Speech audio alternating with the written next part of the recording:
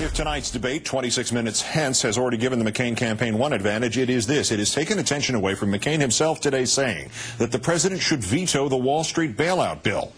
In our third story tonight, McCain just voted for the bill.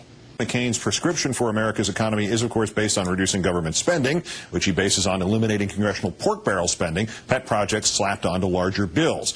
With that in mind, here on MSNBC today, McCain was read a considerable list of pork projects added to the Senate bailout bill and was asked why. Remember, Senator McCain voted for the bailout bill last night. Why did these items have to be in this critical bill?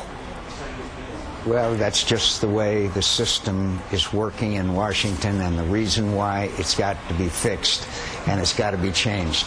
And no matter what the stakes are, you've got to stop this by starting to veto bills that come across the president's desk. They can't help themselves.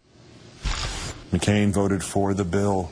Because McCain voted for the bill he just said the president should veto no matter what the stakes are, Mika Brzezinski asked the obvious follow-up, reminding Senator McCain how he himself just described the bill that he himself just voted for.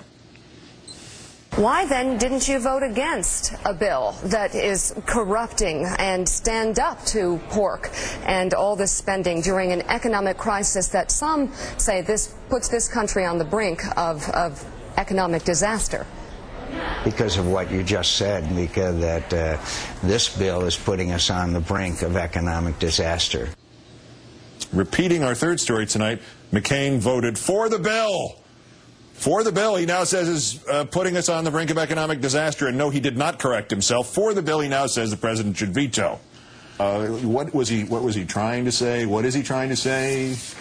If we want to be as generous as possible, we can guess that he was trying to say that we're only considering this bill because we are on the brink of economic disaster. But as you say, he did not correct himself, and he seemed very sure of himself and actually sort of mad when he said that the bill puts us on the brink of economic disaster. So we have no idea what he meant. But in the larger sense, we are at a point where his position on the economic crisis, on the bailout, on what we ought to do next, is sort of indecipherable, as is the Republican Party's. McCain said he's for a bailout. The RNC is running $5 million worth of ads attacking Barack Obama for being for the same thing.